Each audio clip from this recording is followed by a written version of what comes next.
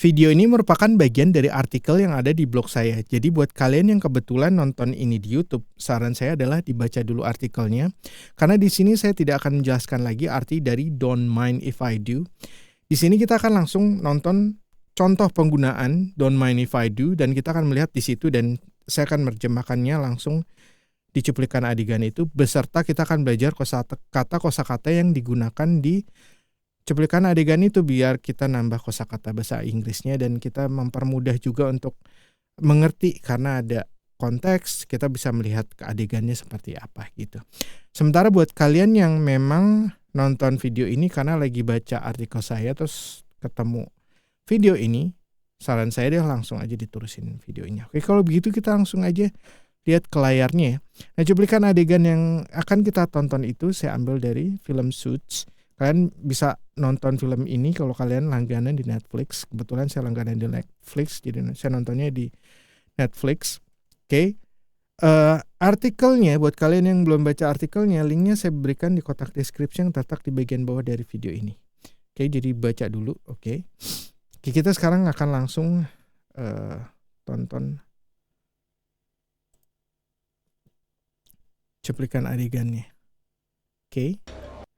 Jadi ini mereka nih berdua, si Louis Litt sama Mike Ross, itu mereka adalah dua pengacara. Terus kemudian Louis Litt nih ngajakin Mike Ross makan di sebuah restoran, yang mana restoran itu kemudian mau ditutup karena ada kasus apa gitu. Kalau nggak salah mau digusur gitu, ada program pemerintah daerah di situ. Kalau nggak salah ya, seingat saya, soalnya saya agak lupa gitu. Terus kemudian itu kena imbasnya, tapi si Louis Litt berusaha ngebantuin si pemiliknya untuk nggak digusur.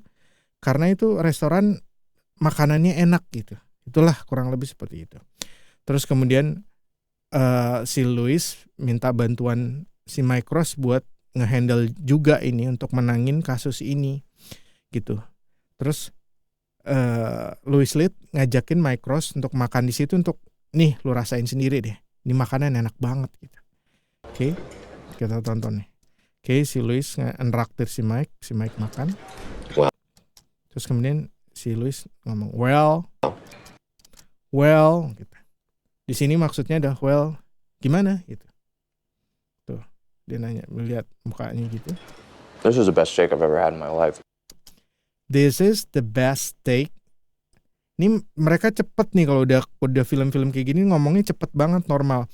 Oke, kecepatan normalnya mereka seperti itu. Saya akan pelankan supaya kalian lebih mudah bisa ngikutin. This is the best steak I've ever had in my life. I've itu singkatan dari I have. Oke, disingkat. Kalau udah ngobrol begini disingkat gitu. Jadi this is the best steak I have ever had in my life. Oke. So, this is the best steak I've ever had in my life. Ini steak. This is ini adalah the best yang terbaik. Steak yang terbaik I have ever had, yang pernah saya punyai. Itu sebenarnya terjemahan kata perhatian gitu. In my life, in di dalam, my life kehidupan saya. Itu gitu. Terus terjemahannya saya buat menjadi ini steak yang terenak yang pernah gue makan sih gitu. Ini steak terenak yang pernah gue cobain sih gitu. Itu kurang lebih seperti itu. Ini saya pakai gua lu karena ini mereka lagi di luar jam kerja dan mereka ini udah temenan gitu loh. Jadi konteksnya karena mereka udah temenan. Itulah kenapa saya pakai kata gua lu, karena biasanya saya lama tinggal di Jakarta kalau ngobrol santai gitu biasanya ngomongnya gua lu. Tapi kalau buat kalian yang memang nggak biasa pakai gua lu bisa kalian pakai aku kamu gitu.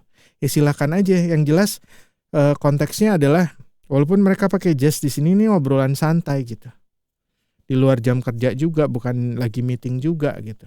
Obrolan antar teman lah kira seperti itu. Kalau obrolan antar teman pakai saya Anda kan aneh ya. Itulah kurang lebih. Terus Louis Litt bilang, That is the best steak you will. That is the best steak. This is the best steak I have ever had. Dirubah jadi will. Will itu jadi future tense di situ. Will. You will, kamu akan. That is the best steak.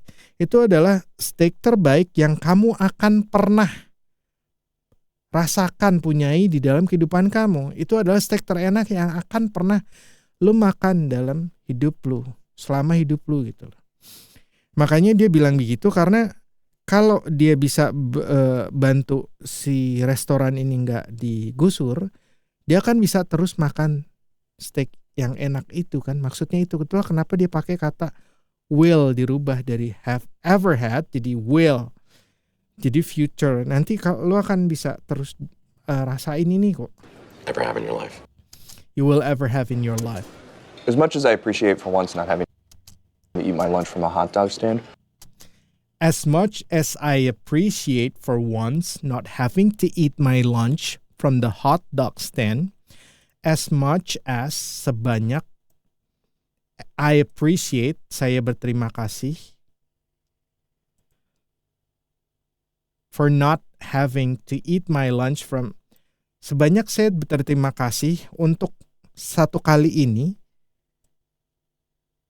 karena saya nggak makan, for not having to eat, karena saya nggak perlu makan siang from the hot dog stand, dari stand hot dog gitu, kurang lebih gitu.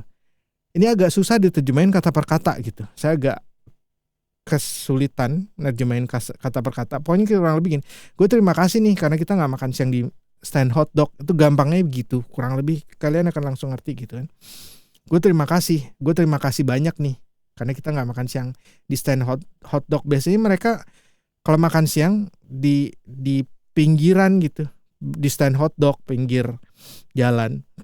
Nah makanya dia bilang gue terima kasih banyak nih karena kita nggak makan. Nah, gue terima kasih nih karena kita nggak makan siang di stand hot dog. What are we doing here? What are we doing here? What are we doing here? What are we doing here? What are we doing here? What are we doing? Apa yang kita lakukan di sini? Tapi sebenarnya kita ini ngapain sih kita? Gue terima kasih nih karena kita nggak makan siang di stand hot dog. Tapi sebenarnya kita ini ngapain sih kita? Tapi sebenarnya kita ini ngapain sih di sini gitu? Tapi sebenarnya kita ini ngapain sih di sini? Gitu. Can a man just take out another man in the middle of the day? Can a man just take out another man?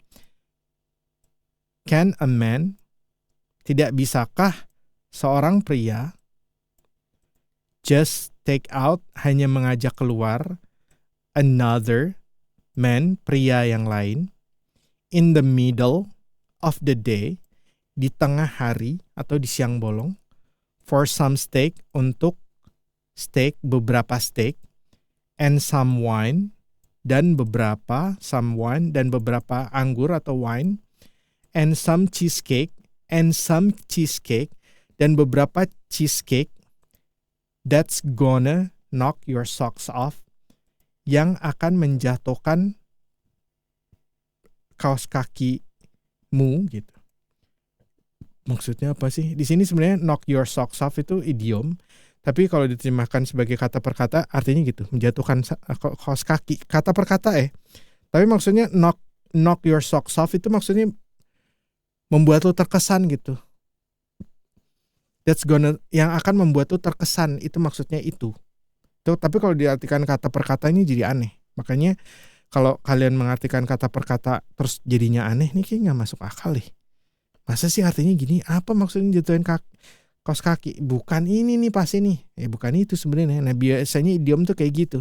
Kalau kalian artikan satu persatu, artinya aneh. Karena maksudnya itu bukan itu. For that's gonna itu bahasa percakapan yang sebenarnya adalah going to. Kalau bahasa formalnya adalah going. That is going to knock your socks off gitu. Some steak and some wine and some cheesecake that's gonna knock your socks off. That's gonna knock your socks off. Can a man just take out another man in the middle of the day for some steak and some wine and some cheesecake that is going to knock your socks off. Itu saya buat jadi kayak gitu ya. Jadi kalian lebih ngerti. Oke. Nih kemudian terjemahannya saya bereskan jadi.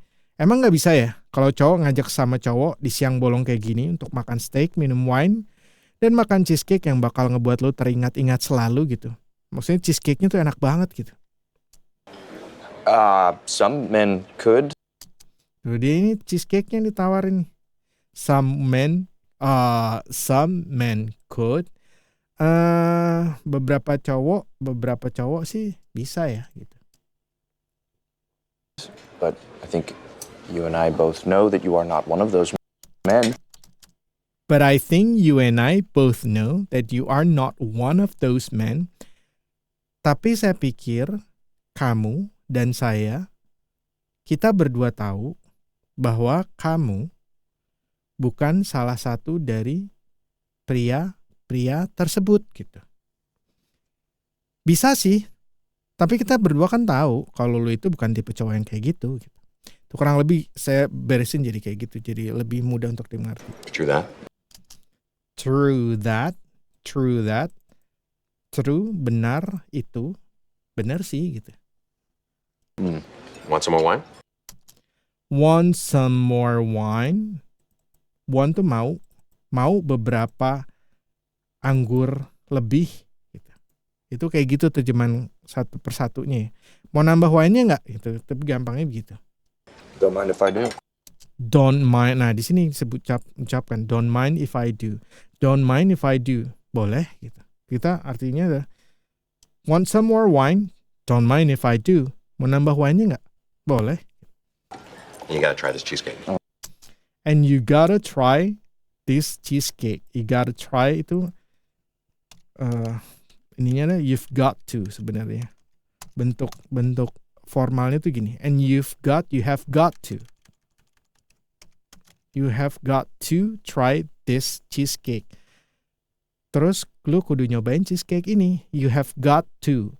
Dan Anda harus try itu mencoba cheesecake ini gitu.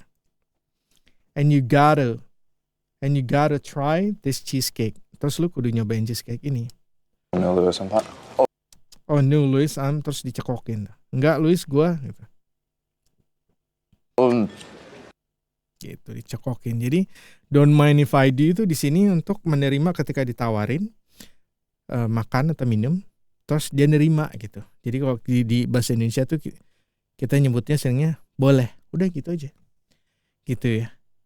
Nah, semoga sharing dari saya ini bisa dimengerti dan dipahami.